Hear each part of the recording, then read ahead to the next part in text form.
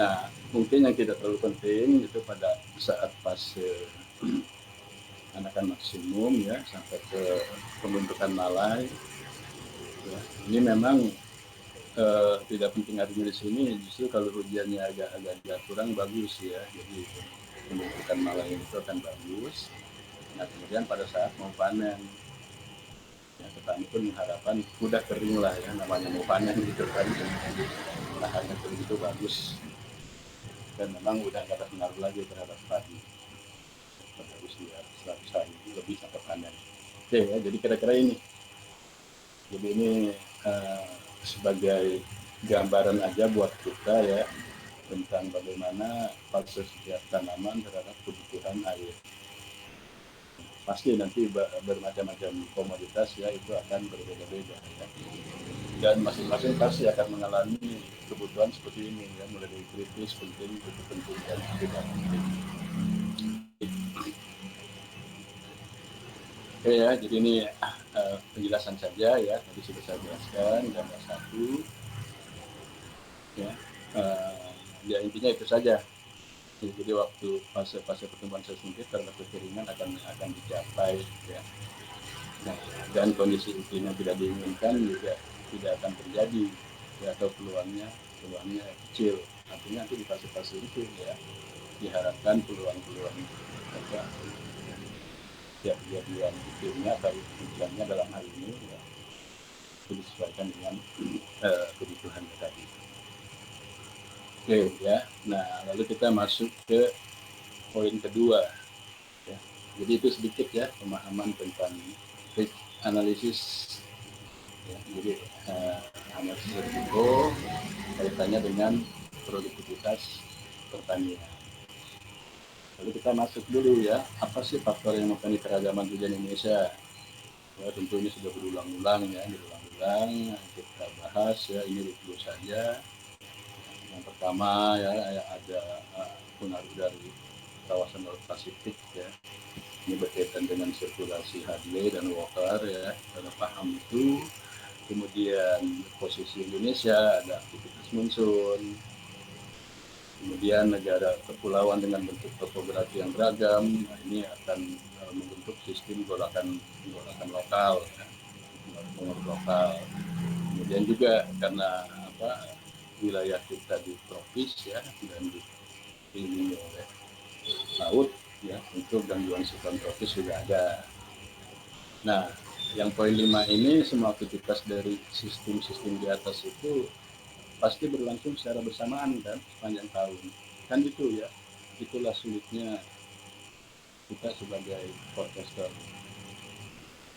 cuaca maupun iklim ya, semua aktivitas itu berjalan bersamaan. Jadi nggak bisa kita hanya fokus di poin 3, kita hanya fokus di poin 4, nggak bisa ya. Atau poin 2 saja gimana aja monsunnya nggak bisa juga ya.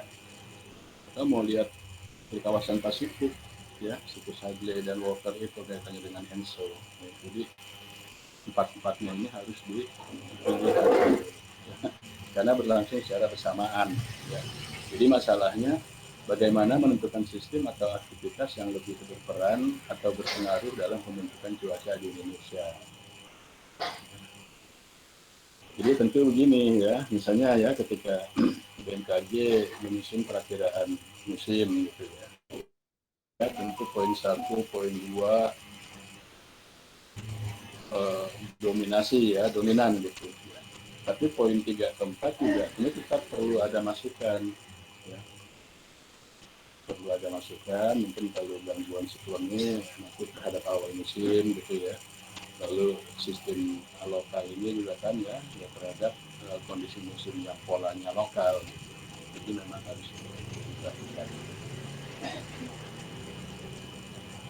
ENSO ya, udah tahu ya. Jadi ENSO itu cuma fenomena aja ya, nanti akan mengganggu dari sirkulasi water. Kemudian bukti yang menunjukkan bahwa El Nino berkaitan dengan kejadian kekeringan panjang di Indonesia akibat penurunan jumlah hujan secara drastis. Dampaknya menyebabkan terjadi penurunan produksi pertanian, memicu kebakaran hutan, diikuti oleh merosotnya kualitas udara. dan masalah kesehatan. Ya, ini poin 7 menarik nih ya. Jadi ketika ada tema tentang El Nino, ya kan, jelas tadi kan dampak langsungnya El Nino terhadap curah hujan, jelas ya. Nah, kemudian dampaknya kan menyebabkan terjadinya penurunan produksi. Bisa juga kan yang mau mengaitkan dengan kebakaran hutan, ya, atau kualitas udara. Kemudian juga mungkin kesehatan. Tapi si Nino ini ya tidak analisisnya tidak langsung gitu ya. Kalau sudah ke sektor-sektor ini pasti nanti ada analisis yang tidak langsung ya. Nah, sektor-sektor ini tentu nanti akan ada berkaitan ya dengan apa gitu sebagai apa namanya parameter pemicunya. Nah, itu nanti yang dicari. Jadi nggak ujuk-ujuk pengaruh El Nino terhadap, ya kalau judul sih boleh saja pengaruh El Nino terhadap kebakaran hutan di Kalimantan Barat, kan judul.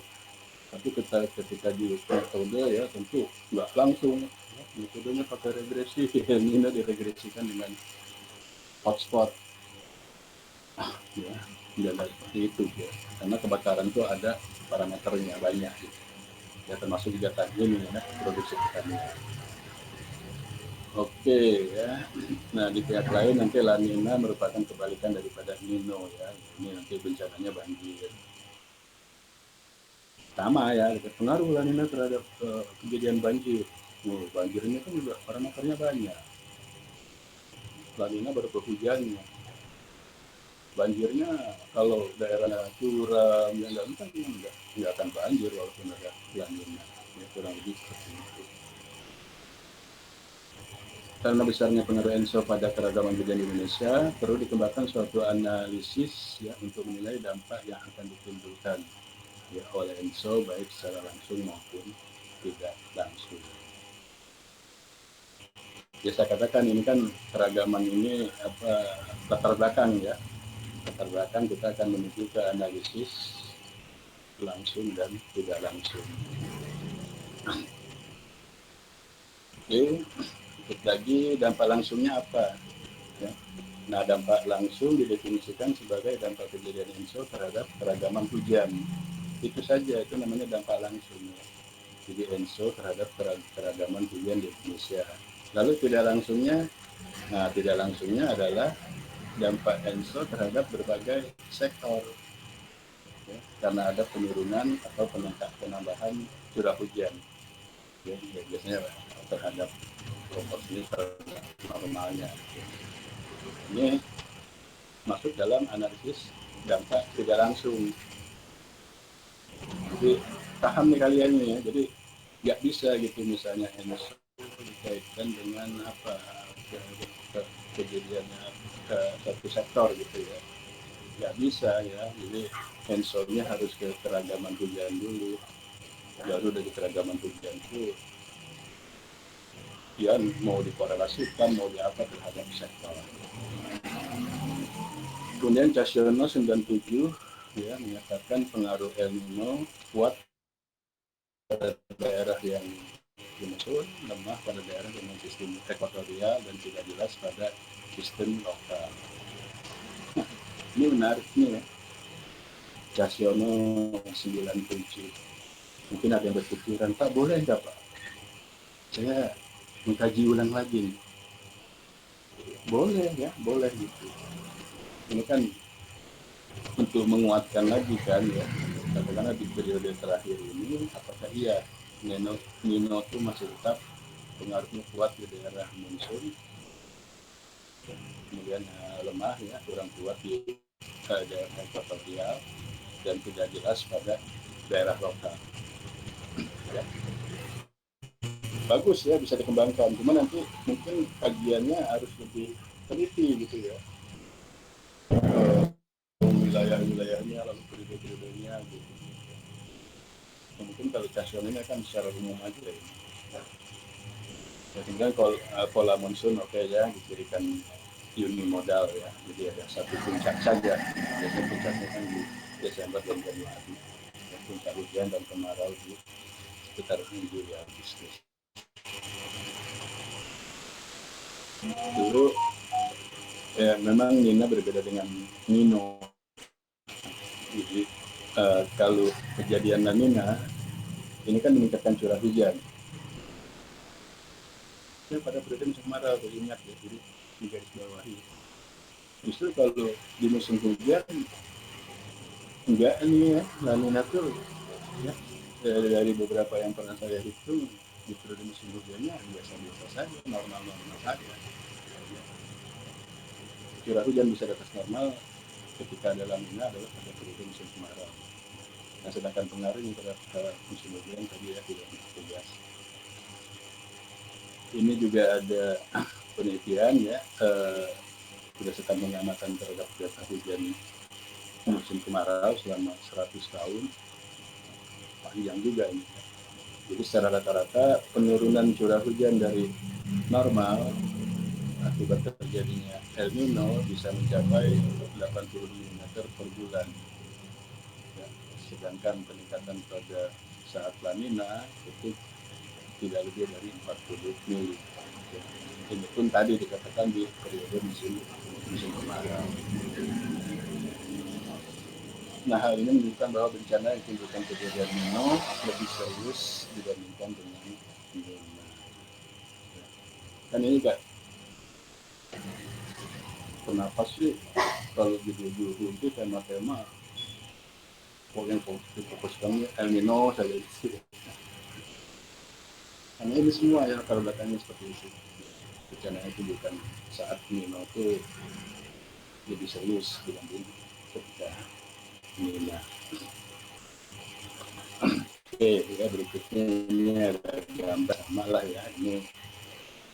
Ini kan gambar pola hujan ya, pola hujan sumbernya ya dimodified dari BPG Australia ya, dia seperti ini. Jadi ini luas sekali ya, ekuatorial ini masuk semua ekuatorial. Pun ya, karena batas garisnya ini gitu kan ya. Kemudian ini yang di selatan ini monsun, ada sedikit utara juga monsun, nanti ada yang lokal. Tapi ini kan gambaran umum ya, gambaran umum. Ya, Pak, kalau saya ambil referensi nanti ketika mau menampilkan peta atau gambar tipe hujan, bagusnya yang mana? Ya, ini ada ya. Yang penting kan nanti dicantumkan sumbernya. Jadi kalau dari modifikasi KJP Australia ya seperti ini. Nah, sedangkan kan BMKG sendiri ya sudah membuat seperti ini. Jadi monsun ini ya abu-abu ini semua ya. Ya tadi bayangkan kan yang dari GPI itu kan ya ini semua masuk ke ekuatorial gitu ya.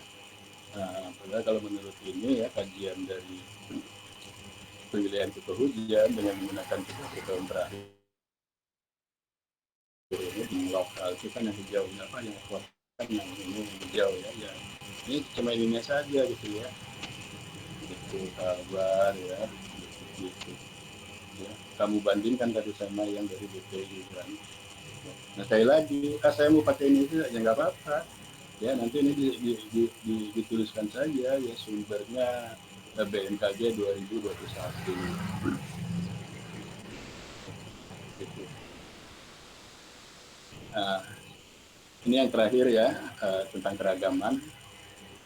Ini ada grafik ya tentang anomali hujan rata-rata pada tahun bandingan ya, Nino, normal, dan Nina. Ini sumbernya dari diri. Jadi ini adalah anomali curah hujan ya. Anomali itu kan pasti terhadap normal ya. Namanya anomali itu pasti nanti ada terhadap normal. Dan ini adalah frekuensinya dalam jumlah tahun ya, kan dari sekian tahun. Jadi kalau kita perhatikan misalnya untuk Nino yang merah, Nina yang biru ya. Nah jadi ini ya, ketika ada Nino kita lihat kan kurvanya itu selalu berada di sebelah kiri angka 0 ya, artinya kan negatif penurunan ya, penurunan curah hujan. Nah ketika ada La Nina, nah ini kan ya, Ini kan ada di sebelah kanan ya, ini berarti peningkatan gitu, peningkatan curah hujan. Dan ketika pada dihitung seluruh tahun ya, ya tentu ada yang menurun maupun ada yang meningkat. Ya.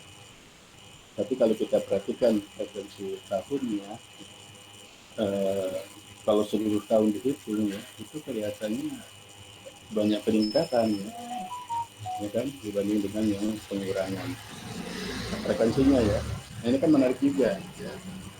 Ya makanya kadang-kadang ketika kita melakukan satu grafik saja ya, asal itu informatif ya, ini kan informatif banget ya. Tentu membuat grafik ini nggak main-main ya, nggak main-main ya, pasti mengumpulkan data gitu ya, berapa itu ya, 50 tahun kan, karena frekuensinya sampai 50 tahun. Kemudian juga jadi cari kan nanti Nino mana saja tahun Nina mana saja tahun seluruh tahun seperti apa. Nah, hasilnya cuma satu ini, tapi satu ini informatif banget gitu. Dari sini kan orang bisa ngeliat, benar nggak sih makin sekarang ini ada uh, peningkatan gitu ya, anomalinya kan bertambah nih positif. Ya ini membuktikan oke ya gitu kan ada. Nah, sementara ketika Nino ya memang menurunkan ya, ketika Nina memang menambah. Oke ya, jadi inilah bagaimana keragaman hujan ya di wilayah kita khususnya di Indonesia, yang dimana kita nanti akan menuju kepada analisisnya. Jadi latar belakang ini menunjukkan bahwa ENSO itu memang lebih, tadi dikatakan lebih apa ya, lebih signifikan lah ya pengaruhnya dibandingkan dengan La Nina. Oke, ya. Nah sekarang kita masuk kepada cara penilaian. Ya, nah, kita masuk kepada cara penilaian dampak langsung dulu, dampak langsung ENSO. Jadi dampak langsung ENSO ini menyangkut pada penilaian dampak kejadian ENSO terhadap curah hujan. Nah, cara ini sudah umum ini ya, ada dua pendekatan nanti.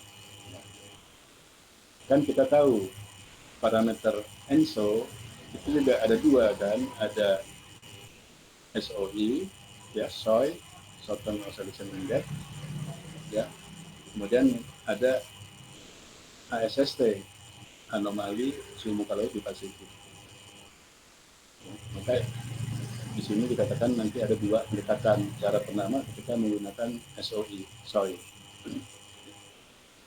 Jadi dengan melihat kondisi hujan menurut fase. Jadi kalau SOI itu nanti dari fasenya. Dari fasenya dilihat ya, nanti kita lihat fasenya apa saja. Jadi SOI merupakan indeks yang menggambarkan perbedaan tekanan udara di permukaan laut, di Pasifik dan Darwin. Itu kan ya. Nah rumusnya adalah ini. Jadi menurut misal itu seperti ini, tekanan di pari itu dikurangi Darwin dibagi dengan standar deviasinya dihitung dulu nih ya. Selisih standar deviasi daripada tadi itu dan Darwin dikalikan 10, maka kamu akan dapat data sesuai. Dan juga kalau ditanya gimana sih itu menghitung soal, ya, bingung itu masih pada bingung banyak ya.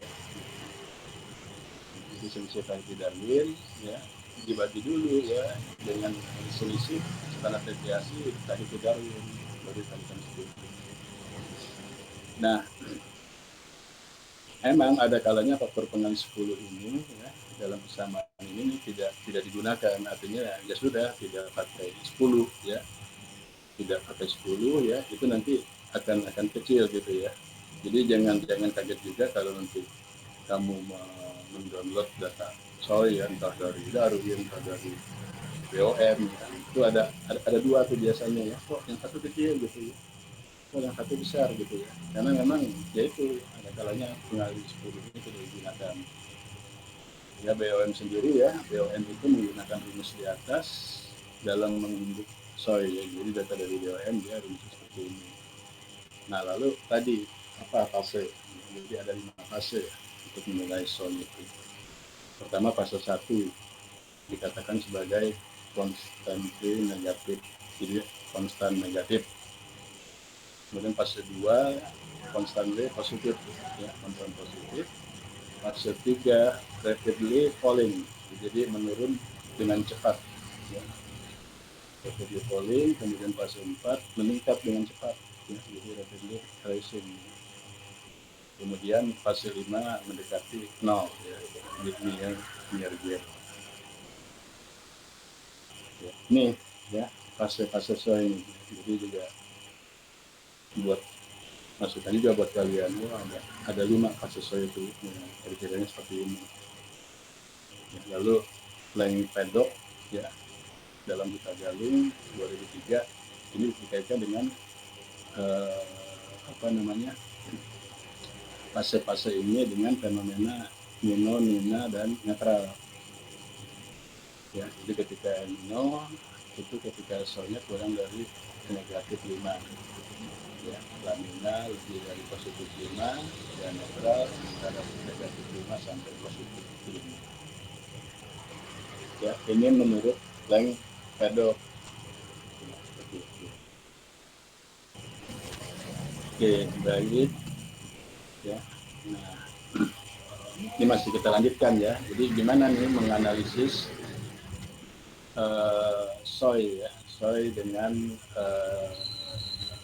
curah hujan misalnya gitu, ya. Jadi nanti biasanya kalau pada kondisi El Nino tadi kan kita akan fokus, ya, karena di El Nino itu lebih dominan, lebih signifikan dampaknya, ya. Jadi kondisi El Nino biasanya digambarkan oleh fase konstan negatif dan menurun cepat, ya. Jadi tadi, ya, intensi negatif dan menurun dengan cepat, ya. Kemudian kalau La Nina ditandai oleh fase konstan positif atau meningkat cepat, ya. Lalu kondisi netral atau normal ketika fase mendekati 0, ya, fase 5 kan. Oke. Nah, berarti kan nanti kalau kita akan menganalisis dikaitkan dengan Nino, maka nilai soy itu harus dilihat fase-fase konstan negatif dan fase menurun dengan cepat, ya, itu. Nah, penilaian data soy pada satu bulan tertentu memiliki 5 fase tentunya, ya. Nah, ini gimana sih cara fase itu bagaimana sih, Pak? Ya gitu, ya. Kan fase itu begini, ini kan data kan series, ya. Nah, itu kan melihat perbedaan nanti data apa, X2 terhadap X1, X3 terhadap X2, X4 terhadap X3, dan seterusnya, ya, dari series data soy yang ada. Jadi memang berdasarkan nilai perbedaan antara nilai soy pada bulan M2, ya, yang tersebut itu M2 dengan soy pada bulan sebelumnya M1. Nah, apabila nilai perbedaan M2 dan M1 jatuh pada kolom rapidly rising, ya, ya kan ini apa namanya rapidly rising itu tadi meningkat dengan cepat, ya, berarti bulan tersebut dikategorikan kepada fase 4. Ya. Nah, ini ada ilustrasi gambar 4, ya, hasil olahan Stone et al. 1996. Ya, jadi ini hubungan antara soy bulan lalu dengan soy bulan berikutnya, ya, M1 dengan M2. Nah, dari seri data soy yang ada tergambar seperti ini, ya, kan titik-titik ini, ya. Jadi setiap tahunnya diplot seberapa puluh tahun ini, ya. Nah, kemudian dibuat, ya, oleh Stone ini di wilayah-wilayah yang masuk dalam apa fase-fase ini, ya. Ini terlalu kecil, ya. Ini kan ketika misalnya wilayah ini apa M1, ya, M1-nya dominan gitu, ya. Dominan. Nah, maka dia kira-kira ada berada di wilayah ini. Nah, jadi analisis selanjutnya ialah menghitung anomali hujan. Jadi setelah menghitung fase soy, kita hitung anomali hujan.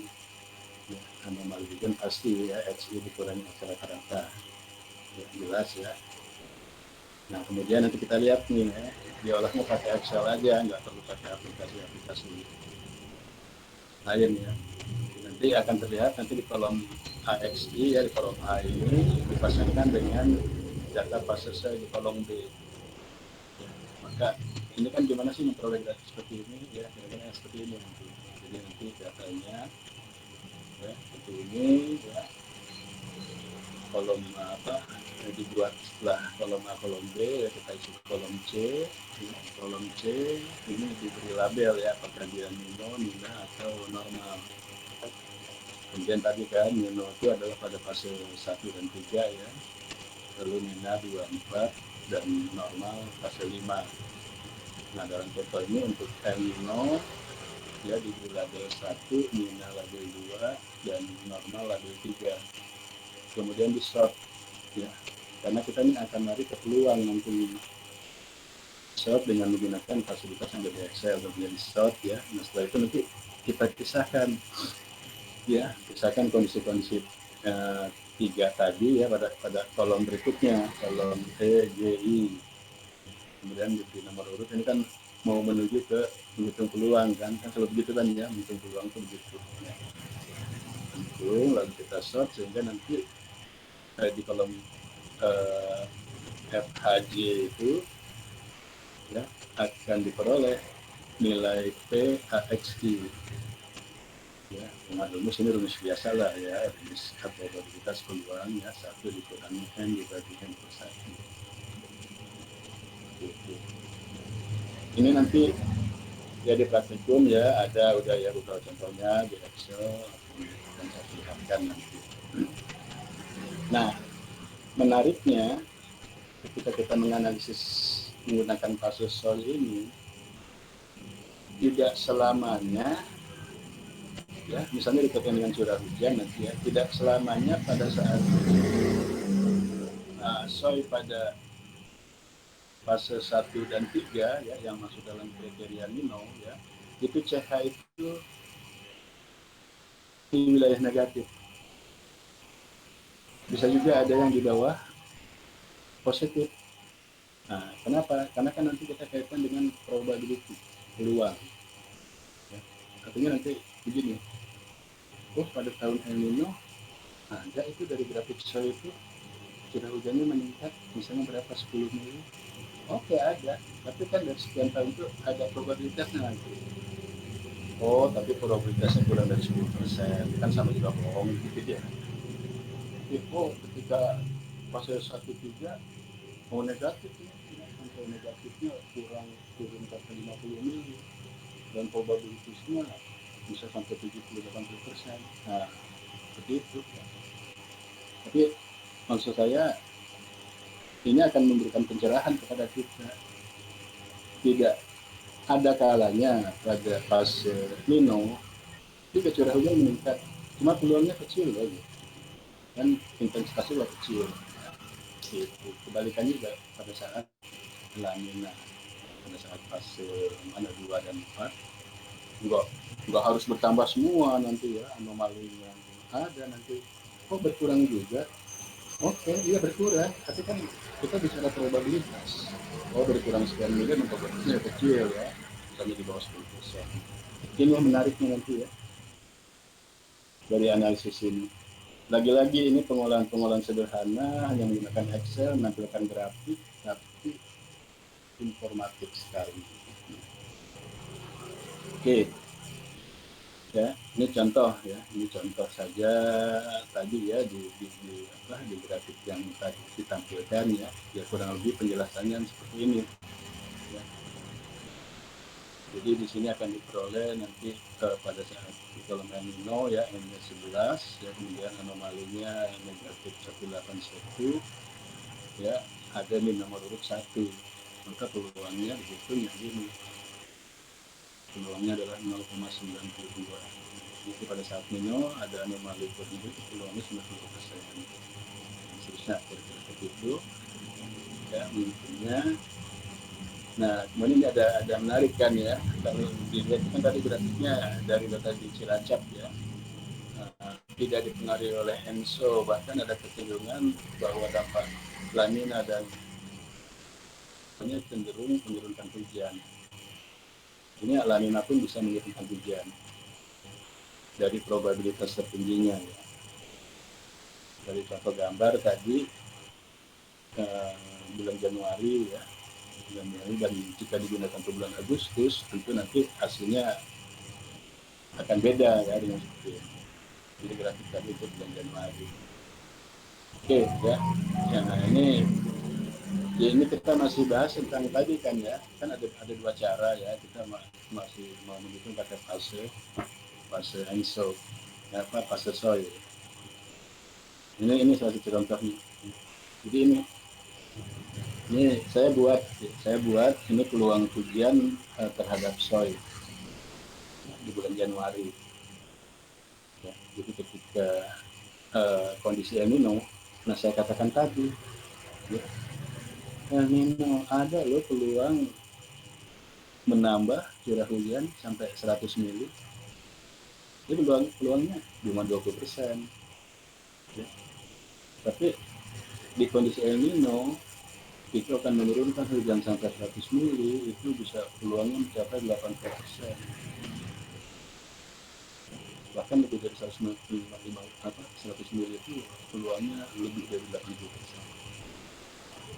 Nah, kalau kita bicara analisis statistik ya, terkait dengan probabilitas peluang, tentu kan kita mencari peluang yang tinggi kan. Dan secara umum kondisi El Nino memang peluang besarnya menurunkan curah hujan, meskipun agak bisa menaikkan, nggak menutup mata ya, jadi kita jangan menutup mata, ada cuma memang peluangnya kecil. Baliknya pada tahun La Nina, pada tahun La Nina sama nih di bulan Januari ya, apakah dia akan meningkatkan terus? Enggak juga ya. Ya, ini pada kondisi La Nina juga ada peluang ya, bulan Januari ingat nih ya, kan tadi ya, lagi-lagi makanya harus paham banget itu ya, La Nina itu meningkatkan curah hujan di periode musim kemarau. Ini kasus Januari ya, data di Jakarta ini bulan Januari kan ini sedang puncaknya musim hujan. Ini ternyata pada saat kondisi Nina juga menurunkan curah hujan sampai 100 itu belum 60%. Ya, fakta ya, fakta ini juga sekaligus fakta ini memperkuat bahwa peningkatan curah hujan itu di musim kemarau ya, di Agustus. Sementara kalau pada kondisi netral memang ya 50-50 gitu ya, dia bisa menambah atau menurunkan curah hujan ya. Hingga nanti kita lihat saja probabilitas tertinggi secara netral itu juga tetap ya menurunkan curah hujan.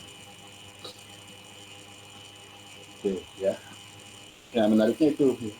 Jadi ini juga saya ingin menyampaikan, nggak boleh kita menutup mata. Oh kalau Nino langsung anomalinya akan negatif, enggak ya. Oke, secara probabilitas tertinggi iya, tapi ada juga menambah dengan probabilitas ya 20% paling tinggi. Oke, berikutnya itu yang cara pertama ya. Jadi ini kan dihitung di fase-fase soil ya. Fase-fase soil ya, nanti cara pembuatannya kita lihat ya, seperti apa bisa menghasilkan seperti ini. Nah, kemudian yang cara kedua, ini mungkin yang biasanya umum ya. Umum kalian apa di STMKG ya, lalu penghitungnya pakai cara kedua ini. Jarang itu yang melakukan pakai cara pertama ya, menggunakan fase soil. Karena emang sedikit agak rumit ya menentukan ketiga kriteria dari 5 fase dia mau masuk kemana. Nah, cara kedua ini lebih sederhana, membuat data anomali hujan dengan indeks ENSO ya, misalnya anomali suhu muka laut dan indeks ENSO-nya dengan anomali curah hujan musim kemarau. Nanti kita lihat di gambar 6 ya. Nah, ini kelihatan memang berkorelasi ya. Ini adalah anomali suhu muka laut ya. Kan nilainya pasti negatif positif kan. Kemudian ini adalah anomali nilai curah hujan. Nah, ini juga yang menarik nih ya.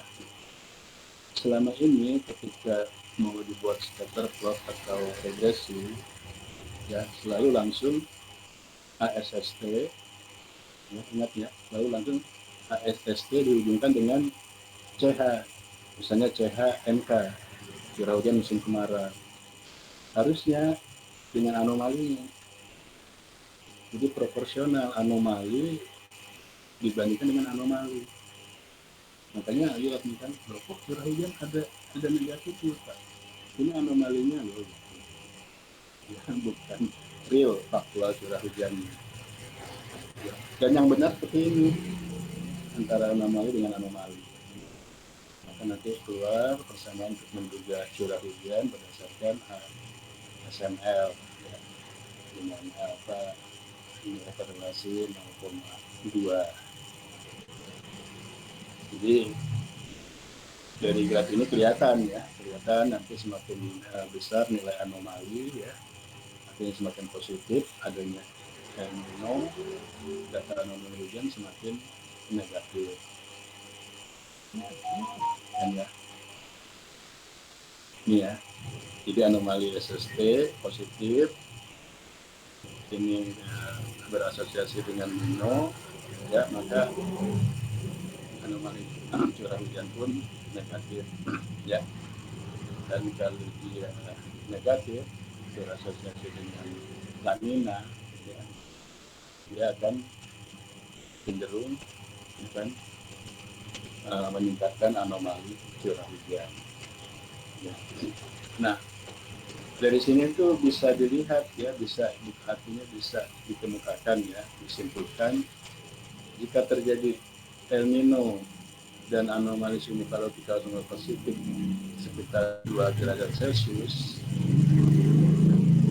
maka curah hujan musim kemarau akan diperkirakan akan turun 40 mm dari normalnya. Kan kalau sudah ada grafik ini ya, ini kan garis regresinya, lihat saja ya, kalau naik positif 2, ya, maka hujan akan turun sekitar min 40. Ya. Benar nggak Pak? Apa penyimpulan ini? Ya benar ya, benar adanya gitu. Mas, jadi kalau ada kenaikan anomali 2 derajat Celcius, ya, maka itu akan menurunkan hujan di periode MK tentunya ya, itu 40 mili dari normal. Oke, ini biasa ya. Ya, ya. Nah, sebetulnya dari kondisi-kondisi seperti ini pada setiap titik yang kamu hitung, ya, ini kita bisa spasialkan, ya, bisa dipetakan. Ini salah satu ya, dari World Earthquake 99 ya, pengelompokan wilayah Flores menurut kekuatan pengaruh ENSO terhadap curah hujan. Ya. Nah, ini kan ya akan terlihat ya. Jadi ENSO terhadap dry season dan wet season ya, terhadap musim kemarau dan musim hujan ya.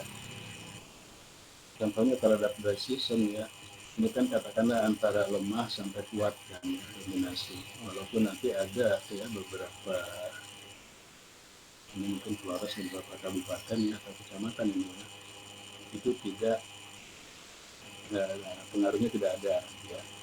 Kemudian pada saat wet season ya, musim hujan ya, memang dia nggak ada ya, nggak ada pengaruhnya, dan ini ada sedikit lemah pengaruhnya ya di warna-warna ini. Jadi artinya dengan tadi saja ya kita menganalisis data-data kita di hubungan antara ENSO dengan curah hujan ya, nah kita bisa memetakan seperti ini. Tapi ingat video kita di atas tadi analisis dampak langsung. Ya, belum ada nih, kita belum ngomong tentang produksi pertanian, ya belum. Ya, belum. Ya. Jadi kalau kamu bikin kajian, bikin tema, bikin judul tentang itu ya sampai segini aja. Ya, menentukan wilayah menurut kekuatan pengaruh ENSO terhadap curah hujan ini. Ya. Nah, kalau gimana Pak, saya akan bikin pengelompokan wilayah Flores menurut kekuatan pengaruh ENSO terhadap luas tanam potensial yang nggak seperti begini caranya. Nggak seperti begini. Oke, ya. Jadi ini namanya analisis dampak langsung, contohnya ya, contohnya seperti ini. Oke, maka kita berikutnya masuk gimana cara penilaian dampak tidak langsung ENSO terhadap produktivitas. Ya, jadi kita fokus nih ya terhadap produktivitas. Jadi kenaikan atau penurunan hujan akibat kejadian ENSO akan berpengaruh pada tingkat ketersediaan air. Oke, jelas itu langsung. Ya. Nah, gambar 6 ya nanti menunjukkan bahwa di kawah pantai tadi ya, setiap kenaikan suhu muka laut Pasifik di kawasan 234 1 derajat akan berakibat menurunkan curah hujan sekitar 17 mm. Tadi ya, di gambar 6. Nah, apabila semua stasiun dalam satu kawasan gas ya, diketahui ya bentuk persamaannya. Ini ada das ya, das Citarum, das Ciliwung, Cisadane ya. Kan nanti ada beberapa pos hujan, ada beberapa stasiun hujan ya. Terus setiap titik kan bisa dihitung ya. Bisa dihitung ya, sehingga nanti kalau semua diketahui bentuk persamaannya antara anomali SST dengan anomali curah hujan ya, maka curah hujan bulanan pada musim yang akan datang ini bisa diperkirakan ya, dengan cara apa? Yaitu dengan cara menjumlahkan nilai rata-rata hujan bulanan dengan perakhiran anomali. Tadi ya, bagaimana Pak anomali dengan anomali? Keluarnya kan persamaan anomali, yes gitu ya. Nah nanti untuk konversi ke curah hujan tinggal ditambah dengan nilai rata-rata. Ya. Misal selesai itu ketemu Pak Y-nya sama dengan min 20. Kok ada curah hujan min 20? Itu anomali loh. Nah jadi curah hujannya ya rata-rata plus min 20. Jadi misalnya rata-ratanya 60, berarti 60 dikurangi 20 yang 40. Ya, itu.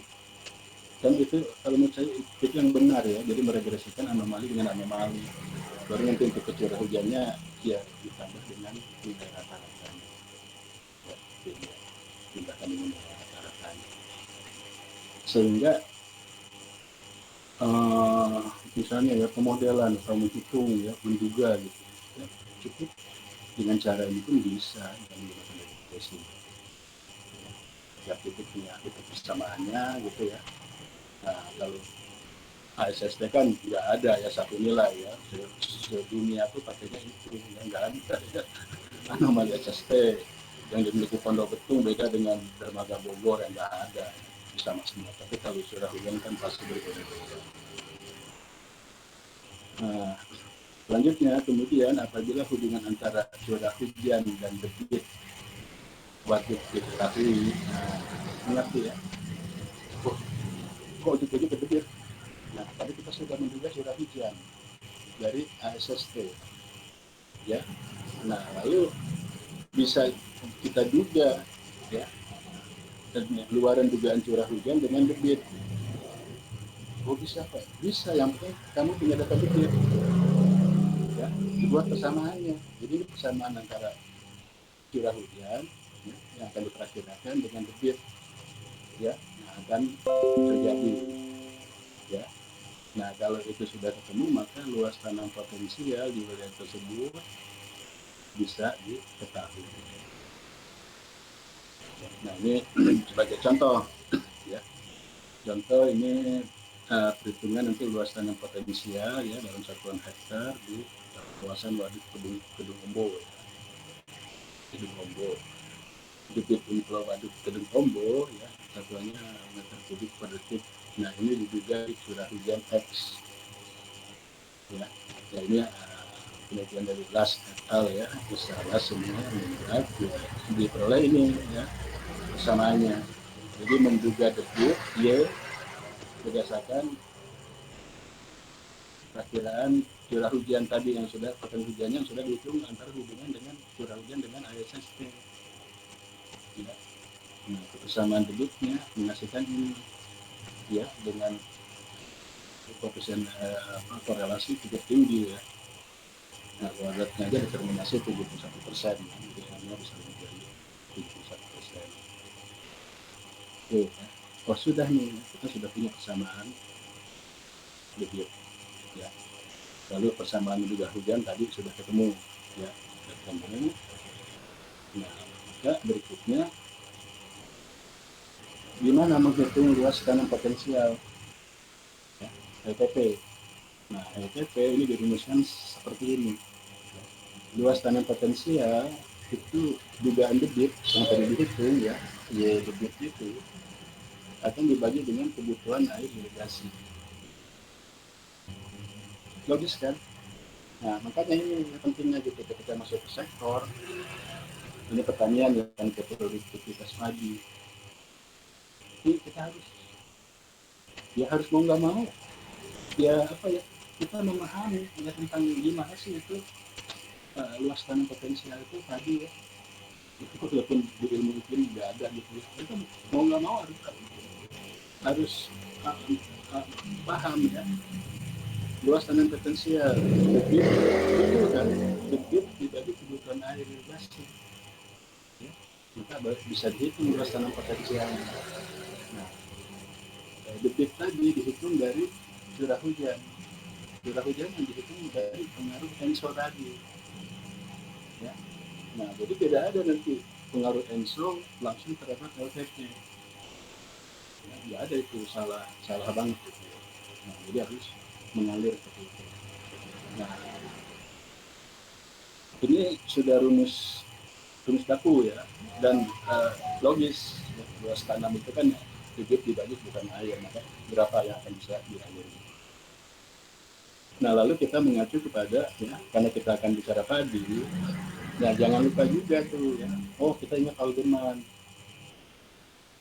ya, kan kami sulit nanti mencari karena mau menghitung kebutuhan air irigasinya dari mana Pak tentang padi. Nah, ingat oh ada aldeman. Aldeman dulu menyatakan dia kan aldeman ini filosofinya perhitungan bulan basah bulan keringnya untuk padi dan palawija. Padi kata aldeman ya itu butuh sekitar lebih dari 200 milimeter per bulan ya, atau sama dengan bulan basahnya kan. Nah udah, itu bisa dijadikan referensi, jangan nyari referensi yang lain lagi. Oh 150 ya enggak, aldeman sudah baku. Nah, oke, jadi kebutuhan air itu 200 mm per bulan. Maka dengan demikian kebutuhan air irigasi ya, ya kita kan akan mencari ini kan, debitnya tadi sudah diduga ya, dari persamaan dengan curah hujan. Lalu kita akan menghitung kebutuhan air irigasi ya. Maka kebutuhan air irigasi adalah selisih kekurangan curah hujan dari 200 mili ya. Nah nanti kan sudah ada dugaan curah hujan kan, dugaan curah hujan diperoleh tadi ya, lalu yang diperlukan oleh pajak 200. Nah nanti tinggal 200 dikurangi dengan hujan yang diperkirakan ya. Nah maka debitnya sudah diketahui, kalau debitnya sudah diketahui dan ini diketahui maka tinggal dibagi jadilah LTP, luas tanam potensial. Belum ke produksi tuh ya, oh luas tanam potensialnya 100 hektar kan, lalu produksi gimana Pak? Nah produksi nanti tuh lain lagi tuh ya, mau pakai angka standar produksi padi ya, misalnya Tangerang, oh Tangerang rata-rata per hektar 6 ton, sudah ya, tadi berarti berapa 100 hektar kali kan 6 ton ya, maka produksinya akan sekian ton. Coba ya renungkan, itu bayangkan ya, ketika kamu langsung meregresikan entah itu curah hujan atau apa anomali cuaca dengan produksi padi. Waduh, ini diabaikan nih. Padahal produksi padi akan diperoleh dari luas tanam potensial. Luas tanam potensial akan dihitung dari debit dibagi dengan kebutuhan air, baru dia tuh produksi. Nggak ujuk-ujuk dari produksi itu dari soil atau produksi dari itu. Oke ya. Nah, dengan menggunakan persamaan-persamaan di atas ya, nah ini ada tabel ya, ada tabel. Lalu kita nanti buatkan tabel seperti ini. Ya. Ini contoh ya, contoh kondisi tahun 2001-2002. Ya. Maka disiapkan juga nanti anomali SST tahun 2001-2002 setiap bulannya. Ya. Pertama adalah baris curah hujan rata-rata. Pasti ada setiap titik pos hujan pasti punya nilai rata-rata curah hujan. Masukkan ke sini. Curah hujannya berapa tahun Pak? Ya terserahlah seadanya di masing-masing pos. Ya. Bisa 30, bisa 20, bisa 10. Kemudian data anomali suhu muka laut ada, ambil dari BWM tadi, dari PIRI, dari Jamstek, ya, banyak. Nah, anomali itu nanti Juli 2001 real curah hujan dikurangi dengan curah hujan rata-rata, ya, ketemulah anomali. Ini adalah anomalinya. Kemudian keluar baris perkiraan curah hujan dari mana tadi? Setelah dapat sama deviasi antara anomali curah hujan dengan anomali SST, ya, maka akan keluar perkiraan curah hujan ini, ya, masing-masing bulannya. Setelah itu baris perkiraan debit bisa diketahui karena kita sudah membuat perkiraan curah, ya, itu nanti diregresikan dengan data debit, ya. Nah, masukkan nanti, ya, dari persamaan itu tutup bulan Juli ini perakiraannya, maka debit dihasilkan 55,1 meter kubik, ya, dan seterusnya. Oke, debit sudah diketahui. Lalu kekurangan air bagaimana? Nah ini, ya, nah, kekurangan air adalah tadi rumusnya kan antara 200, ya, kalau ngacunya pagi 200 dikurangi dengan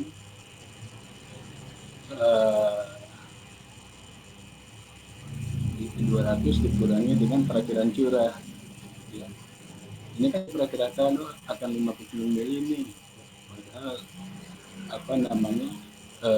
untuk padi itu kan 200, ya. Nah, maka akan ada kekurangan itu nanti dikalikan ke 1000, ya, karena satuannya meter, ya. Ingat nih, di sini kan main-main satuan, jangan lupa ya, tadi debit meter kubik, ya, curah hujan kan milimeter, kekurangan air ya meter, ya. Nah, sehingga nanti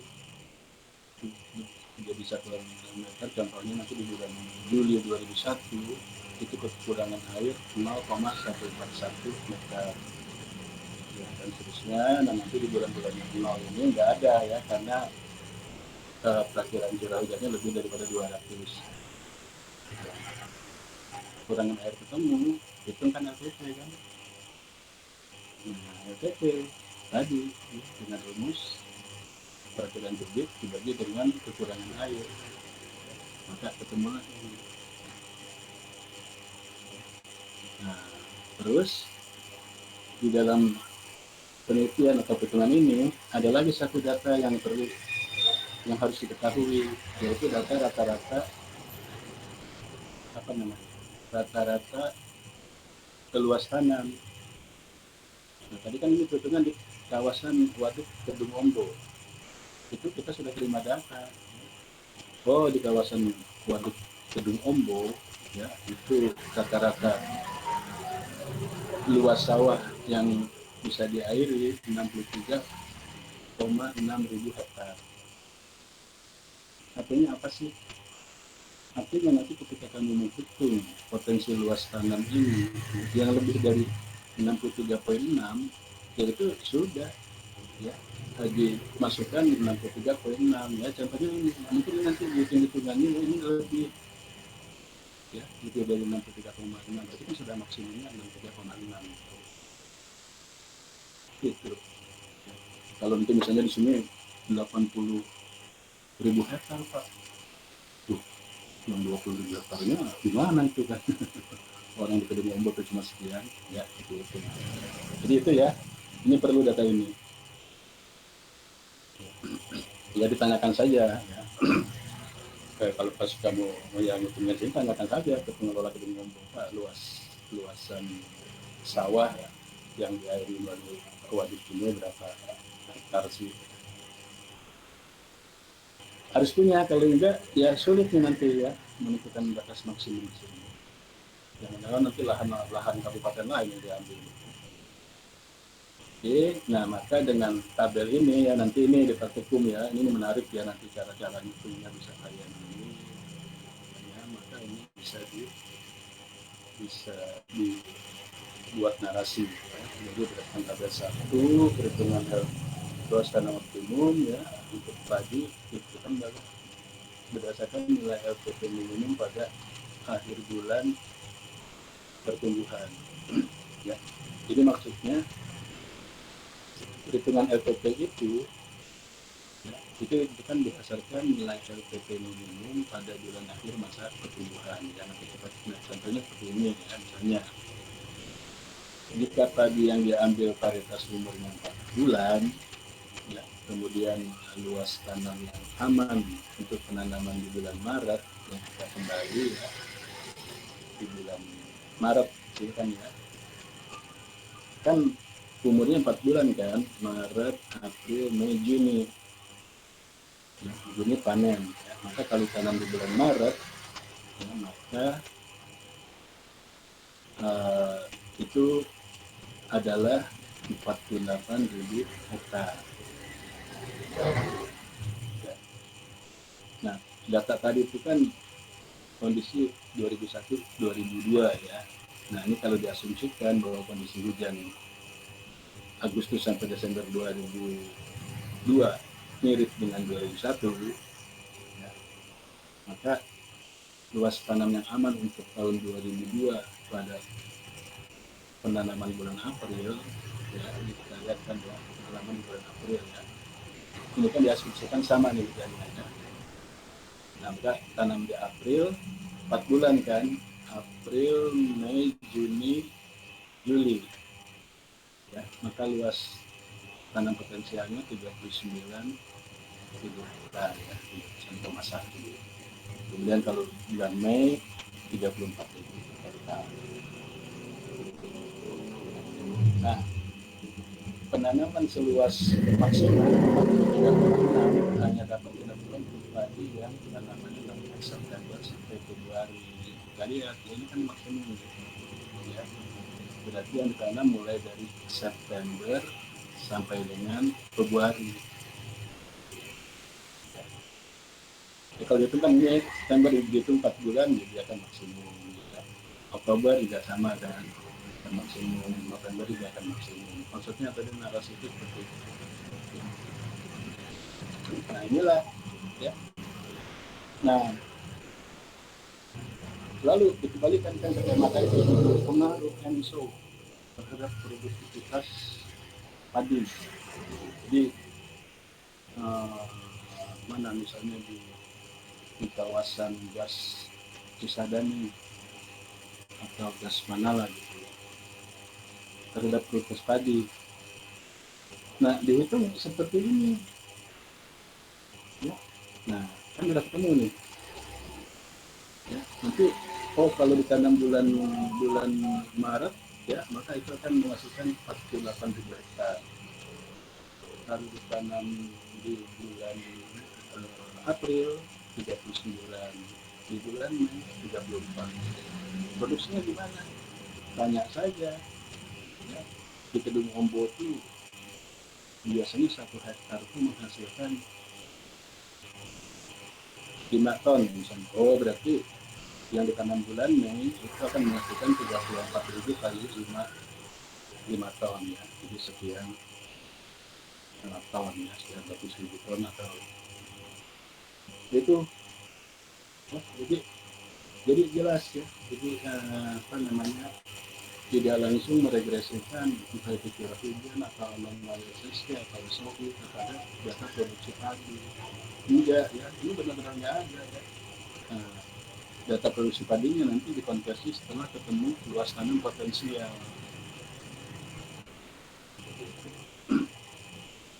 Oke. Nah, jadi itu ya, analisis langsung dan tidak langsung kurang lebih seperti itu. Kemudian ada lagi memang cara-cara penilaian referensial lainnya. Ya. Ini juga sebenarnya sama sih, sama uh, selalu bermain di regresi juga gitu ya. Jadi menggunakan modal simulasi pertumbuhan tanaman dengan data hujan, seperti itu ya. Dan nanti kita lihat nih contoh grafiknya. Ya. Nah ini hasil juga ya, Rahadian, Bu dan Setiawan ya. Dia sudah membuat hubungan antara hasil ya dalam satuan kilogram per hektar ya dengan ini peluang terlampauinya ya pada saat fase-fase soy ya. Tadi fase 1-3 Nino kan ya. Nah seperti ini nih ya. Jadi hasilnya akan seperti ini kurvanya dan ini adalah peluangnya. Fase 24 lanina kan. Nah ini hasilnya. Dan fase 5 netral dan ini hasilnya. Ya. Ini peluang ya, peluang terlampauinya. Ini untuk kedelai ya, ini untuk jagung ya. Maksudnya dia ini kan cuma kilogram per hektar ya. Di jagung begini ya, pas ini begini, pas ini ya, kemudian pas ini begini. Jadi bisa ya langsung cara lainnya tuh ya menghubungkan data daripada produksi ya misalnya kedelai ya, nanti dihitung dulu probabilitasnya pada saat fase-fase ini, maka tinggal dibuat grafik hubungan antara produksi dengan peluangnya untuk masing-masing fase. Belum ada nih ya, selama saya BSMKG misalnya menampilkan grafik seperti ini belum ada ya, jadi ini adalah apa penjelasannya ya, penjelasannya di sini yang menarik nanti narasinya kan eh, tidak dilakukan penanaman kedelai kapan itu selesai pada bulan Mei bernilai 1 dan atau 3 ya, jadi fase 1 dan 3 itu sebaiknya tidak dilakukan penanaman kedelai. Waktu fase 4 5 yang mendekati 0 ya, peluang produksinya cukup tinggi ya, lebih dari 50% untuk capaian 0,7 ton. Jadi setelah membuat grafik itu kan tinggal membuat narasi-narasi ini kan sekali lagi informatif gitu. Kemudian berikutnya juga nih ya, ini misalnya menghubungkan antara waktu tanam dengan produksi ton ya, dikaitkan dengan apa namanya probabilitas ini ya. Jadi ini adalah produktivitas kedelai pada kondisi iklim normal untuk berbagai waktu tanam ya di Kecamatan Siba, Kabupaten Manggarai dan Kota di Flores Timur ya, Negara Kota ini Siba. Jadi hubungan antara waktu tanam dengan hasil. Nah, di sini menariknya ketika hasilnya sudah kurang dari 1,5 ton per hektar, ini kan jatuh di sekitar akhir awal awal Mei atau akhir April gitu ya. Nah, maka di sini dikatakan Isiba penanaman kedelai terakhir yang aman pada pertengahan April. Ya, sini.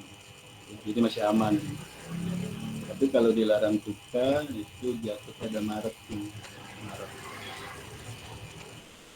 Ini bentuk-bentuk tampilan tadi ya, yang namanya yang poin 3 ya, bisa dengan cara lain. Nah, kemudian kalau waktu-waktu ini diperoleh ya di setiap titik ya, ini di Siba, ini di Helaran Kuta ya, ini kan sebetulnya bisa dikatakan lagi untuk Flores ya seperti ini. Produktivitas kedelai varietas Wilis dan Malabar waktu tanam 10 April ya. Jadi diambil waktu tanamnya 10 April, lalu yang apa namanya dipetakan tuh probabilitasnya ya pada saat iklim ekstrim ya normal dan basah ya katakanlah minus, netral dan lunak ya seperti ini hasilnya. Jadi minus, netral dan lunak. Nah, lalu apa sih permasalahannya ya? Jadi masalah yang sering dihadapi dalam menggunakan model simulasi berbasis data harian adalah ketersediaan data. Selalu ya, ini bukan hanya peneliti SDMKG ya, walaupun ini jadi masalah ketersediaan data harian. Pak, saya mau bikin model datanya harian, tapi dikasihnya sama KUPT cuma setahun. Running model pada setahun jadi apa? Nah, kemudian pada banyak kasus daerah hanya memiliki data itu harian sangat terbatas. Pemecahannya ya bisa dengan model pembangkitan data harian berdasarkan data bulanan. Saya pernah dulu ikut kerja sama Pak Ria di Burni membangkitkan data harian karena kita akan bikin model simulasi tadi. Dan nggak bisa data bulanan, oke lah data hariannya kita duga berdasarkan data bulanan. Tapi hasilnya waktu tiap hari hujan ada. Kan nggak logis kan. Di bulan Juli tiap hari 1 mili tanggal 1 sampai tanggal 31 Juli. Jadi kurang bagus lah gitu ya. Ya walaupun nanti ada ya yang ada tapi tetap aja ya. Atau nanti menggunakan data global ya, misalnya TRMM. Sekarang kan banyak ya CMW, FH, segala macam. Tapi ini kan juga perlu divalidasi dulu. Nggak begitu dipakai data TRMM. Jadi ini masalah ya, masalah data, fokusnya di data. Kemudian sebagai penutup ya, akomodasi tanaman itu memang untuk banyak kegiatan peluang untuk gagal atau berhasil dari penggunaan teknologi budidaya kreatifnya tertentu dapat diketahui. Dengan demikian kegagalan panen mengakibatkan kejadian identik sebelum risiko itu diperkirakan. Sebelum model digunakan perlu lakukan verifikasi dan validasi sehingga konsistensi luaran model dan observasi bisa diketahui. Ini kan juga perlu ya kalau kita namanya RMSE ya, root mean square error, luaran dan observasi. Apabila luar model tidak konsisten dengan level observasi, maka model tersebut belum dapat digunakan.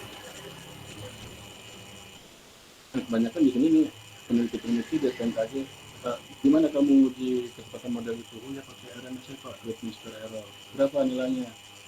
Untuk curah hujan RMSE-nya 20. Itu kan artinya 20 mili ya, untuk koreksi terhadap semua luaran dari model itu nantinya. Nah tapi apa namanya itu bagus nggak gitu loh, RMSE 20 nggak hanya kecil gitu ya, dia konsisten nggak. Nah jadi perlu dilihat lagi konsistensinya.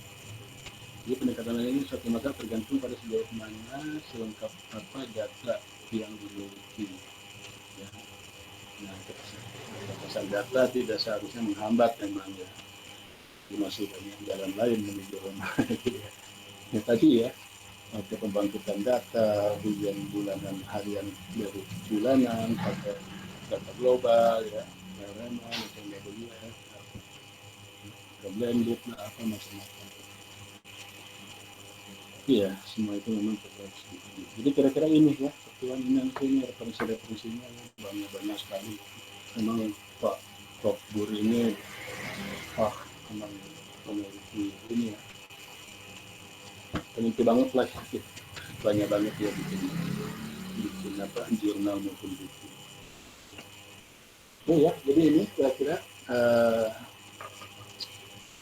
untuk pertemuan keempat ya. Jadi mudah-mudahan ini kamu bisa paham ya tentang analisis dampak langsung dan tidak langsung ENSO terhadap produktivitas padi khususnya ya. Dan sebelumnya tadi ya latar belakangnya adalah ini. Jadi memang kalau mau ambil tema di bukunya tentu harus ada latar belakang tadi ini ya, baru masuk ke sini. Terus tadi di poin terakhir, poin 5 ya, ada lagi cara penilaian lainnya. Oke, baik ya. Nah sekarang silakan kalau mau ada yang bertanya.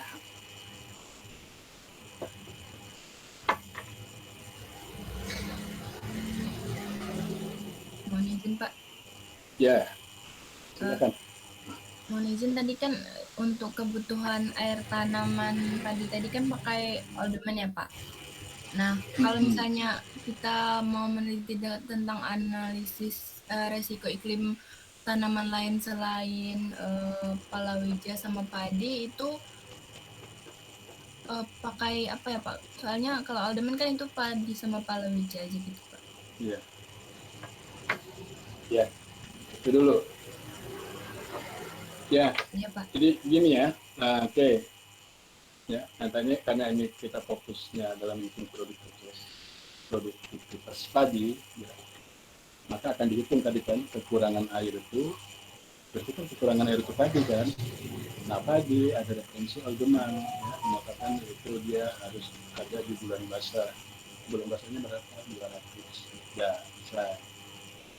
Nah nanti kalau misalnya ini produktivitas bukan tadi ini jagung misalnya ya, jagung jangan juga 200. Nah, nanti kamu minta nanti contohnya dikasih contoh hitungannya ini, dia tinggal begitu jagung kita rumus hitungnya 200 dikurangi perkiraan curah. Nah jagung berapa? Haldeman juga menyatakan kan kalau jagung itu kan ketika berapa per bulannya kurang dari berapa 75 ya kalau nggak salah ya, itu ya. Nah berarti nanti nilai kebutuhan air untuk jagung dikurangi dengan nilai luaran perkiraan curah ya. Nah komoditas lain gimana Pak? Inilah namanya kalau kita mau bikin penelitian ya, ya memang tadi kan kuncinya saya di awal mengatakan kuncinya adalah data. Orang ketika mau melakukan penelitian itu kuncinya di data dulu. Nah terkait dengan ini, wah saya kedelai Pak, atau apa, misalnya misalnya hortikultur yang lain ya, komunikasi, maka harus cari referensi. Misalnya kedelai, berapa sih kebutuhan tanam kedelai? Walaupun kedelai itu masuk kepala palawija ya, bisa mengacu kepada Jerman ya. Atau apa perkebunan misalnya, ya, kopi, apalagi tembakau. Nah maka mau tidak mau dan harus dapat data kebutuhan air untuk komoditas yang akan dihitung. Nanti kalau hitung-hitungannya mulai dari pengaruh ENSO-nya terhadap hujan terhadap debit tetap. Nah nanti begitu menghitung kekurangan airnya ya selisih antara referensi ya dari komoditas yang diperoleh dikurangi dengan prediksi hujan. Seperti itu. Nanti misalnya bisa dihitung nih, karena kan kedelai nggak banyak banget yang butuh air gitu kan. Pak setelah dihitung selisih ininya positif terus, ya nggak apa-apa. Berarti setiap bulannya yang mau ditanam terus sampai ke panennya ya akan optimum LTP-nya. Optimum dalam arti ini optimum di wilayah itu, ya. Jangan lebih ntar wilayah orang diambil lagi. Ya apa-apa, karena memang kebutuhan air komunitas itu dikurangi dengan perakhiran curahnya, ya. Lalu dihitung ke debitnya memenuhi LTP sepanjang bulan. Ya apa? Memang komoditas itu butuh airnya kan sedikit. Nah, seperti itu. Nah, ini kan yang menarik kamu contohnya padi kan, malah 200 ya, lumayan tuh besar. Jadi seperti itu. Ya, jadi memang data nanti perlu. Ada nggak Pak referensi-referensi seperti itu? Ya, silakan ya referensi itu bisa kamu refer ke jurnal ya atau refer ke buku ya. Silakan aja ya. Yang penting tetap referensi apapun yang kamu dapat ya itu memang harus disebutkan ya, disebutkan sumbernya itu kan yang sudah apa sih namanya yang sudah resmi ya. Ya kayak jurnal itu kan harusnya resmi ya, skripsi apalagi buku gitu. Seperti itu. Gimana? Kan sih jelas ya. Jelas Pak. Izin Pak, kalau misalnya di skripsi senior sendiri itu resiko iklimnya tentang padi atau ada yang kayak lebih komoditas lain selain padi sama jagung Pak? Kemarin yang hitung baru padi aja Oh, oh ya. siapa? Padi. Jadi ada yang hitung di Kabupaten Tangerang ya, dan di situ ada gas Sadani. Satu lagi di mana ya daerah mana Indramayu atau Cirebon ya saya agak lupa. Memang komoditas lain belum Oh, siapa? belum ada. Nah, terus juga begini sih ya, filosofi atau kenapa sih Pak padi gitu ya?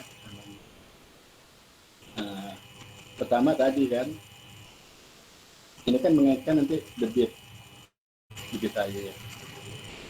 Biasanya kalau untuk katakanlah perkebunan yang dibudidaya itu kan banyak ya kita lihat juga dia nggak ada sangkut pautnya dengan kondisi debit sungai kan. Debitnya mau pasang surut yang mau naik turun gitu ya. Kayaknya kalau komoditas-komoditas hortikultur yang dibudidayakan dia enggak kan, maka dia akan eh, pengaruhnya terhadap curah hujan ya. Tapi curah hujan bukan dikaitkannya dengan debit, tapi curah hujan dihitung ke water balance, neraca air ya. Nah, neraca air kan nanti akan mempertimbangkan parameter fisik tanah, KL, TLP dan seterusnya. Itu kan logikanya gitu kan. Jadi memang jarang ya. Nah, kenapa hitungan dampak langsung dan tidak langsung ya, lalu mengaitkan dengan debit ini kebanyakan ke padi. Ya. Karena memang luas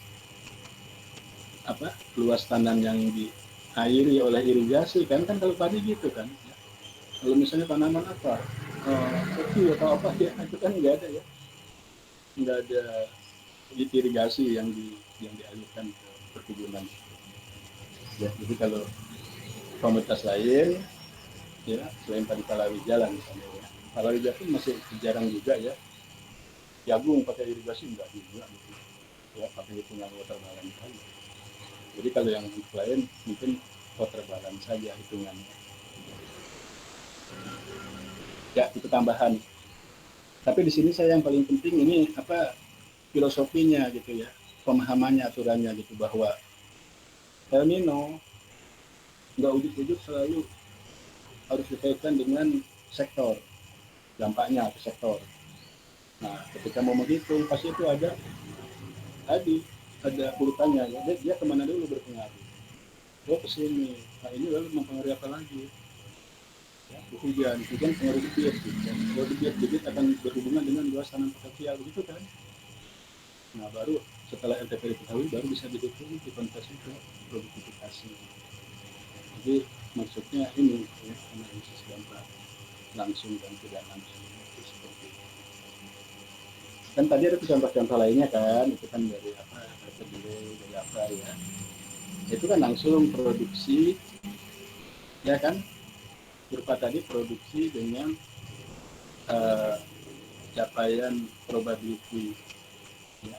Tapi nanti cara menghitungnya bukan, jadi kan tadi berdasarkan fase soy gitu, jadi dihitung dulu tuh ketika fase soy ya begini ya, ini berapa persen kalau dikaitkan dengan produksi kedelai misalnya, sehingga keluar berapa tadi, itu kan cara lain ya.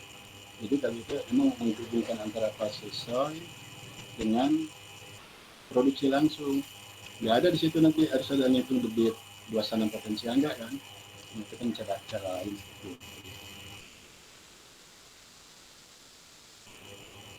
Ya, ada lagi yang lain?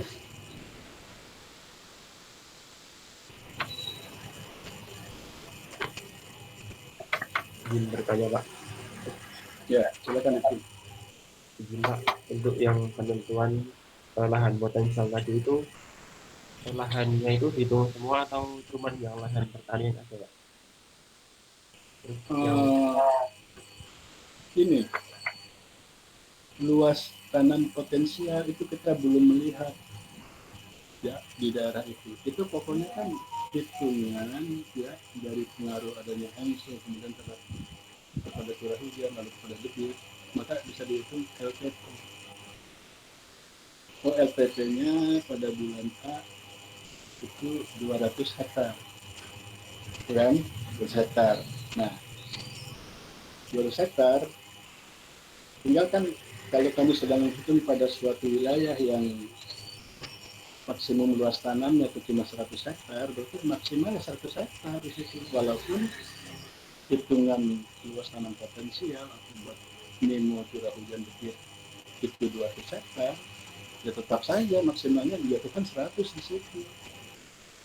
Ya, kalau bilang 200, 100 lagi ambil daerah mana? Ambil daerah tetangga gitu kan.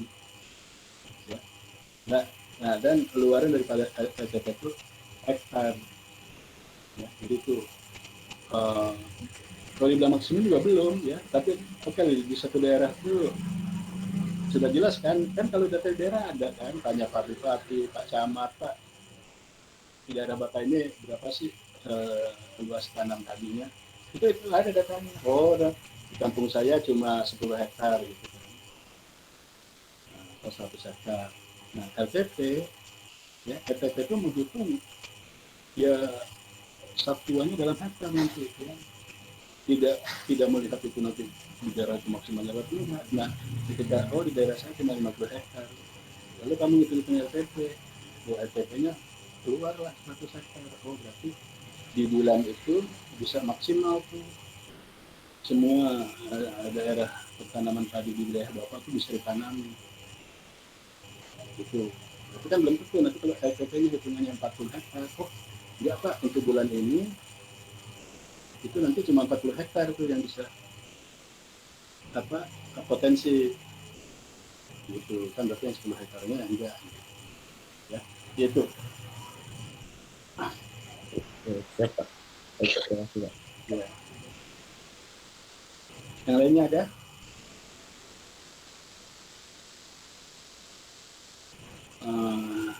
Oke ya, kalau nggak ada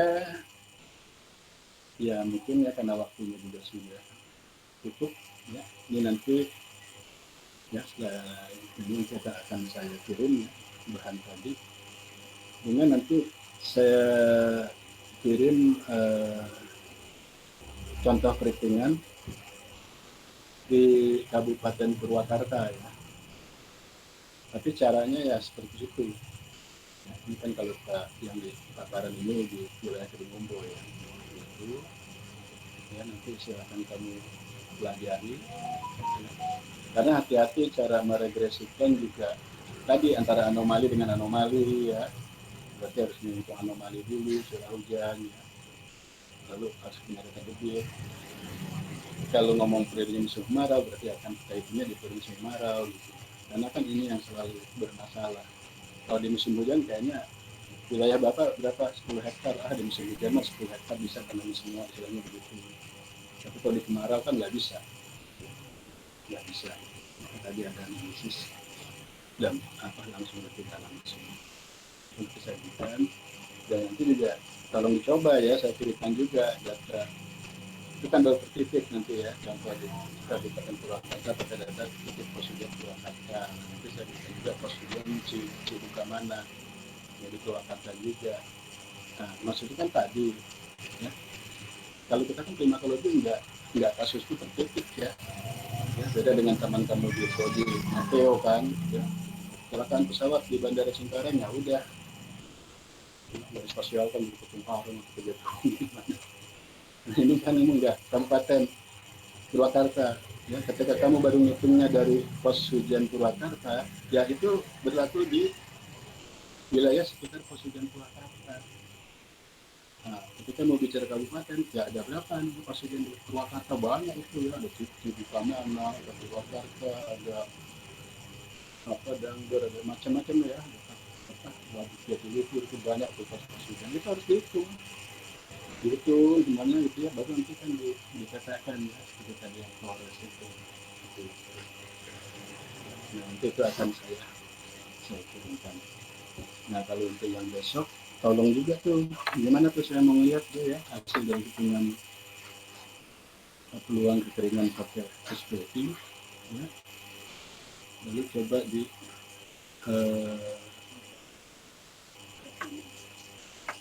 dilihat ya untuk indeks iklimnya ya, indeks iklim berbasis curah hujan. Oke ya, saya pikir cukup itu dulu. Terima kasih ya, ini masih lengkap semua. Kita ketemu lagi besok pagi. Oke, selamat siang, salam sehat selalu. Mohon izin untuk Selamat siang Pak, terima kasih Pak. Terima kasih Pak. Terima kasih Pak.